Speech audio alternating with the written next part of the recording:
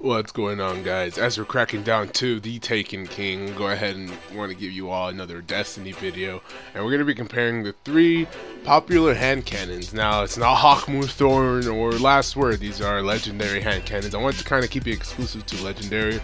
So yeah, I picked these three hand cannons because similar stats, and the perks are not as similar, but basically in terms of impact, range, and stability, reload, fire rate, all of that is nearly similar.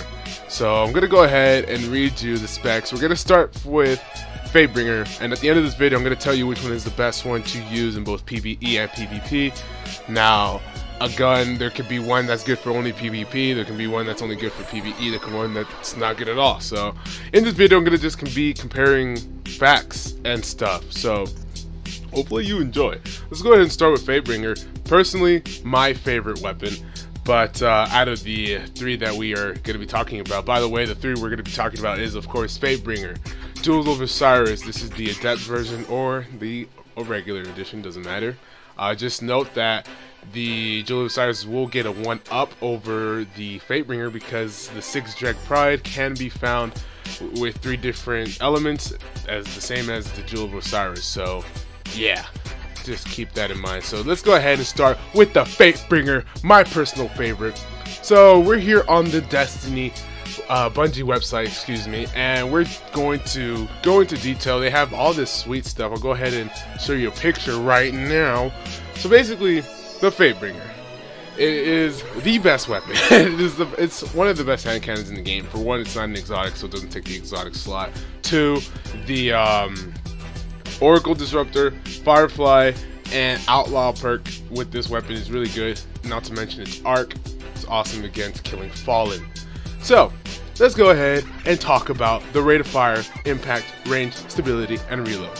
So the rate of fire is 22, which is okay for hand cannons. Impact is strikingly at 81, almost maxed out. Range is at 40, stability is at 32, and reload is at 33. Magazine size can be held from anywhere to 12 to 13. I know there's like extended magazine or whatever on it. We're gonna get into the perks right now. The attack, they're saying it's 248. I guess that's stock without you upgrading it with etheric light, but okay. And where you can find this at, the Vault of Glass. The item can be dropped in the Vault of Glass, I believe, in the Templar phase and Atheon. Not really sure. No. I think it's just a Templar phase. So yeah, let me know in the comments if it's just a Templar. I don't know. I have like 3 FateBringers and I don't need to play Vault of Glass anymore. But here are the primary perks: Arc Damage, Outlaw, Firefly, and Oracle Disruptor. Just to give you some insight on everything I just said, I won't describe to you what arc damage is because this weapon causes arc damage, you guys already know.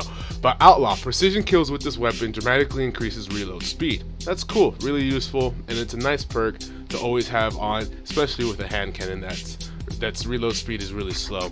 Firefly, precision kills with this weapon causes the target to explode. Really nice. Oracle Disruptor, the weapon deals bonus damage to oracles in the Vaulted class. That's always cool. I always use like a shotgun or something when we're doing oracles, or like a sniper. So that doesn't really, you know, personally affect me. But if you're one of those guys who likes to do it legit, maybe that can help you out. Now we got the selectable perks 1, 2, and 3. The only real ones I need to read here: explosive rounds. Volatile payload explodes on impact, dealing a portion of the weapon's damage in an area. That's actually really good. I use that more than Field Scout, but you know, Field Scout is also really good. All it does is it takes it from 12, I believe, to 13, if I'm not mistaken. Yeah, it just takes it one, it gives it extra bullets. So single point sling, switch weapons faster, move quickly while aiming. That's alright. I'll definitely suggest Field Scout or single point sling if you're using it for PvP, but if you're using it for PvE, explosive rounds is the way to go. Then you can upgrade the damage times 5, allowing this weapon to cause more damage. So yeah, guys, that is the FateBringer in all its glory, its stats, and all that. It's really hard to describe to you how FateBringer is if you don't already use it. Heading over to the 6th Dreg Pride. Now the 6th Dreg Pride is from the new DLC. right? Assuming you don't have the DLC, I'm sorry, you can't get Jewel or the 6 Dreg Pride. But if you do have the DLC, most likely you probably do. This thing can be obtained through the House of Wolf content. Varkas, I believe is his name. He sometimes sells it, or you can get it from doing a Prison of Elders. And I think I got it when Varkas, whatever, was selling it. Cost of weapon core, whatever. Its description reads, "Who needs 4 arms when it takes only 1 to draw? Aim and squeeze? Question mark? Okay, I don't understand." But yeah, here goes the stats.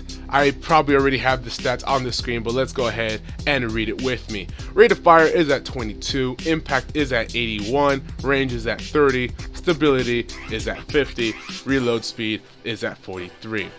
Now we have some compare and contrast here. I'll put the FateBringer on the left side here, and you can see the 2 subtle differences. Rate of fire with the 6 Dreg Pride is actually the same with the FateBringer, so is impact. And I believe range on the FateBringer is more. I think it's 40 on the FateBringer, 30 on the 6 Dreg. Stability is 50 on the 6 Dreg, and it's 32 on the FateBringer. That can be, you know, give or take. If you're really good with hand cannon, that you can kind of like substitute that or kind of deal with the, you know, the kickback problem. But the reload speed on FateBringer is 33, and the 6 Dreg Pride is at 43. So the 6 Dreg Pride has better stats in terms of weapon handling.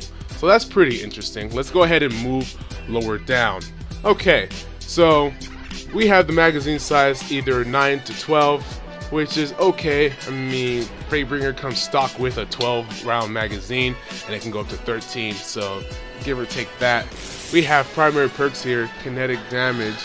Here's where it gets interesting for the 6 Dreg. It can be one of 6 perks. Now, I'll have all of the perks on screen right here, and these are one of the 6 perks you could get in the in this weapon. It's like a chance of you getting one of the 6 perks. And then we have Army of 1, unassisted kills with this weapon reduce grenade and melee cooldown. It's pretty cool. Selectable perk 1, quick draw, sure shot, steady hand. Selectable perk 2, extended mag, hand loaded, high caliber rounds. And I'll have this all on screen and in the description below if you want to continue to look at it. So there we go, that's for the 6 Dreg. Now the 6 Dreg has very similar attributes to both the FateBringer and the Jewel of Osiris. So last but not least, the Jewel of Osiris is going to be next. The Jewel of Osiris can only be obtained through means of the Trials of Osiris. So yeah, let's go down to the specs. Okay, you got to be level 20 to hold this weapon. It says 300 attack. I'm actually looking at the arc damage version of the Jewel of Osiris, but let's just say that you got the solar, the void, whatever. You can just replace what I'm gonna say here. Rate of fire is at 22, impact is at 81, range is at 40, stability is at 32, and reload speed is at 43. Now we can compare this to the 6 Dreg. Rate of fire on the 6 Dreg is 22, the same as the Jewel. Impact on the Dreg is 81, same as the Jewel. Range is 30 on the 6 Dreg, but 40 on the Jewel. Stability is 32 on the Jewel, and stability is 50 on the 6 Dreg. The reload speed is the same for both weapons.